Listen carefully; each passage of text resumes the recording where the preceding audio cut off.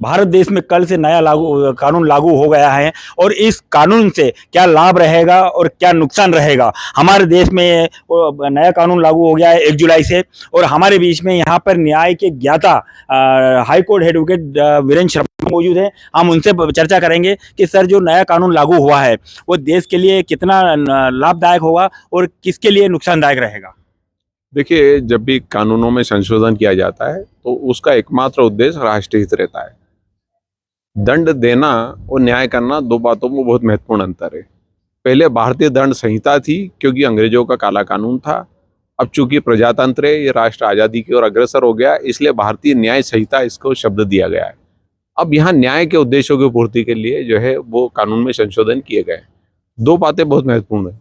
आतंकवादी घटनाएं देश में हो रही थी, साइबर क्राइम ऐसा बढ़ गया था कि आज हर आदमी जो है, चूंकि टेक्नोलॉजी सबके पास हो गई, सबके पास एंड्रॉयड फ़ोन है, सब लोग स्मार्टफोन का उपयोग कर रहे हैं, तो साइबर फ्रॉड बहुत बढ़ गए थे। तो समय के अनुसार जैसे इंजीनियरिंग की फील्ड आगे बढ़ रही है, साइंटिस्टों की फील्ड आगे बढ़ रही है, तो कानूनों में संशोधनों की आवश्यकता थी और ये महत्वपूर्ण संशोधन आए हैं। ये राष्ट्र हित और समाज के हित के रूप में आया है। लोगों को त्वरित न्याय मिल सके, लोग टेक्नोलॉजी का उपयोग कर सकें। आज एक बॉम्बे में बैठा हुआ व्यक्ति मान लो डिसेबल है और उसको परेशानी है, तो अब वो गवाही देने के लिए इतनी दूर से आएगा। फिर सपोज करा यहाँ जज साहब छुट्टी पे हैं, सरकारी वकील अवेलेबल नहीं है, कोई जो है किसी हड़ताल हो गई है, किसी कारण से तारीख बढ़ती है, तो अब ये हो गया है कि टेक्नोलॉजी के उपयोग से एक आदमी बॉम्बे में बैठ के यहाँ से वो बयान दे सकता है, उसको बार बार आने की आवश्यकता नहीं है। तो टेक्नोलॉजी अपग्रेड हुई, पहली बात। दूसरी बात, अब जितने कानून संशोधन है, जिस प्रकार से आतंकवादी घटनाएं हो रही इस देश में, दुनिया भी इससे पीड़ित है। दूसरा, मॉब लिंचिंग वगैरह हो रहे हैं, तो मॉब लिंचिंग में भी जो है भीड़ आती है, भीड़ तंत्र आता है, बसें लूट ली जाती है, लोगों को मारपीट की जाती है। तो ये अपराध जो है नए अपग्रेड हुए हैं, तो इनसे धीरे धीरे करके समाज में एक अच्छा संदेश जाएगा और अपराधियों को जो है कुछ शिक्षा मिलेगी।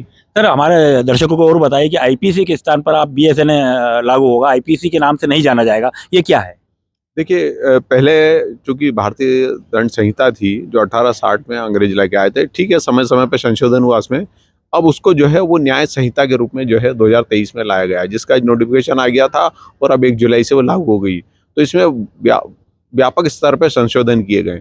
वो संशोधन जो किए गए वो अलग अलग जो है रूपों में किए गए।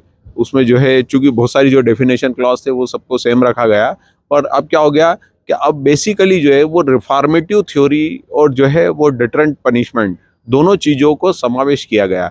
किस प्रकार से समाज में लोग अब भलाई की ओर अग्रसर हो सकें और लोगों को अपराध से दूर कर सकें, ये उद्देश्य रखा गया। दूसरा ये उद्देश्य रखा गया कि जो अभ्यस्त अपराधी हैं, जो ग्रुप में क्राइम कर रहे हैं, जो है मॉब लिंचिंग कर रहे हैं, उनको जो है वो सीवियर पनिशमेंट का प्रोविजन रखा गया।